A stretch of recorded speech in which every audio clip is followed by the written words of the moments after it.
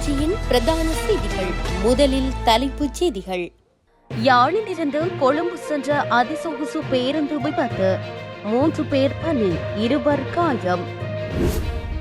இலங்கையில் கோழி இறைச்சி சாப்பிடுவோருக்கு விடுக்கப்பட்டுள்ள எச்சரிக்கை.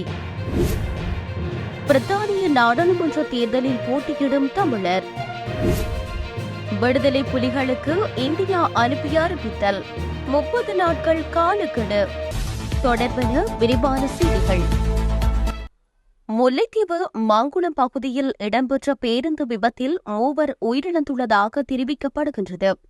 குறித்த விபத்து சம்பவமானது நேற்றிரவு 11 மணியளவில் மாங்குளம் பனிக்கன்குள பகுதியில் இடம்பெற்றுள்ளது. விபத்தில் மேலும் 2 காயமடைந்துள்ளனர் என காவல்துறை ஊடக பேச்சாளர் தெரிவித்துள்ளார். பனிக்கன்குளம் பகுதியில் நெடுஞ்சாலையோரம் நிறுத்தப்பட்டிருந்த யாழ்ப்பாணத்திலிருந்து கொழும்பு நோக்கி சென்ற அதிசொகுசு பேருந்தின் பின்புறம் பாரபூர்த்தி ஒன்று மோதியதாக காவல்துறையினர் தெரிவித்துள்ளனர். இதன்போது வீதியில் நிறுத்தி வைக்கப்பட்டிருந்த பேருந்தில் திருத்தப் பணியில் ஈடுபட்டிருந்த 3 சிக்கி தூக்கி வீசப்பட்டு உயிரிழந்துள்ளனர். பாரவூர்தி சாரதி மற்றும் பேருந்தில் பயணித்த 1 என 2 படுகாயமடைந்த நிலையில் கிளிநொச்சி வைத்தியசாலையில் அனுமதிக்கப்பட்டுள்ளதாக தெரிவிக்கப்படுகின்றது.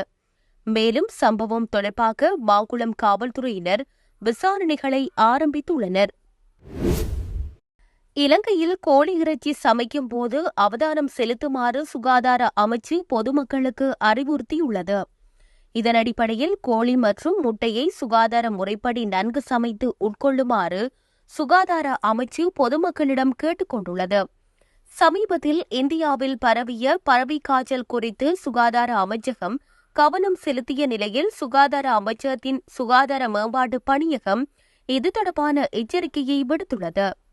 தற்போது மருத்துவ ஆராய்ச்சி நிறுவனத்தின் வைரஸ் பிரிவு H5 மற்றும் H7 விவகாரங்கள் மற்றும் H9 இன்ஃபுளுவென்சா போன்றவற்றையும் கண்டறிய தேவையான PCR பரிசோதனை வசதிகளை நிறுவியுள்ளதாக தெரிவிக்கப்பட்டுள்ளது.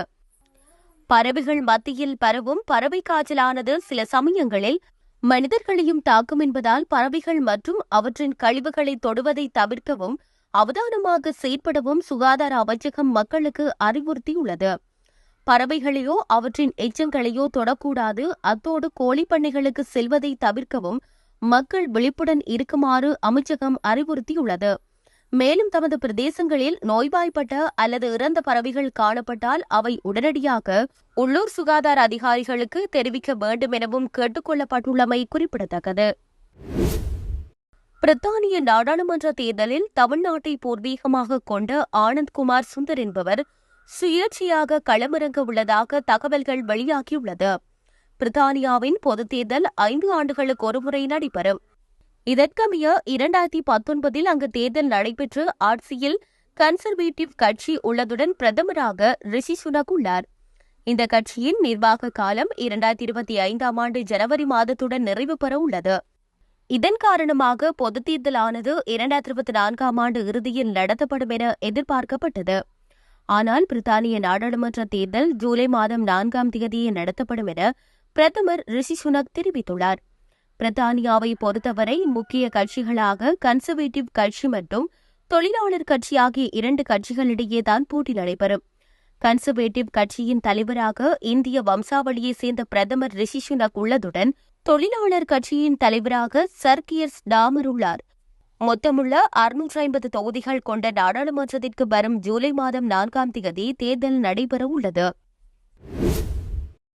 இந்தியாவில் உள்ள இயக்கத்தை ஏன் சட்டவிரோத அமைப்பாக தடை செய்யக்கூடாதென விளக்கம் அளிக்க வேண்டும் என விடுதலை புலிகள் அமைப்பிற்கு இந்திய மத்திய அரசு அறிவித்தல் அனுப்பியுள்ளது. விடுதலை புலிகள் அமைப்பிற்கு மத்திய அரசின் சட்டவிரோத நடவடிக்கைகள் தடுப்பு தீர்ப்பாயம் இந்த அறிவித்தலை அனுப்பியுள்ளது. கடந்த மே மாதம் தமிழீழ விடுதலை புலிகள் அமைப்பின் மீதான தடையை மேலும் 5 ஆண்டுகளுக்கு மத்திய அரசு நீடித்துள்ளது. விடுதலை புலிகள் இயக்கத்தின் சர்வதேச செயற்பாடுகள் இன்னும் இந்தியாவின் இறைமையை பாதிக்கும் வகையிலேயே அமைந்திருப்பதாக இந்திய மத்திய அரசாங்கத்தின் சார்பில் மேற்குறிப்பிட்ட தீர்ப்பாயத்தில் விளக்கமளிக்கப்பட்டிருந்தது. ஏற்கனவே விடுதலை புலிகள் இயக்கத்தை சட்டவிரோத அமைப்பு அல்லவென்று அறிவிக்குமாறு இந்த தீர்ப்பாயத்தில் கோரிக்கை முன்வைக்கப்பட்டிருந்த நிலையில் அவ்வாறு அறிவிக்க வேண்டியதற்கான காரணங்களை விடுதலை புலிகளிடமே இந்த தீர்ப்பாயம் கோரியுள்ளது. இதற்காக விடுதலை புலிகளுக்கு 30 நாட்கள் கால அவகாசம் வழங்கப்பட்டுள்ளதாக இந்திய ஊடகங்கள் தெரிவிக்கின்றன.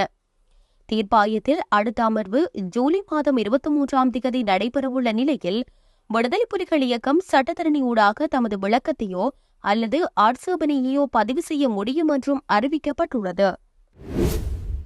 காசாவில் நிகழும் போரில் பலஸ்தீன பத்திரிகையாளர்கள் 100க்கும் மேற்பட்டோர் கொல்லப்பட்டிருப்பதாக தகவல்கள் வெளியாகியுள்ளது. காசாவில் 13 செய்தி நிறுவனங்களைச் சேர்ந்த சுமார் 50 பத்திரிகையாளர்கள் அடங்கிய குழு களத்திற்கு சென்று 4 மாதங்களாக மேற்கொண்ட விரிவான விசாரணையில் இந்த தகவல் கிடைக்கப்பெற்றுள்ளது. பிரஸ் என்ற அடையாள அட்டை அணிந்திருந்தும் அவர்கள் மீது கண்மூடித்தனமான தாக்குதல் நடத்தப்பட்டிருப்பதும் தெரியவந்துள்ளது. இந்த தகவல் ஊடக உலகில் பேரதிர்ச்சியை ஏற்படுத்தியுள்ளது. இதையடுத்து பத்திரிகை சுதந்திரம் மீதான வெளிப்படையான தாக்குதல் இது என பத்திரிகையாளர்கள் பலர் கண்டனம் தெரிவித்துள்ளனர்.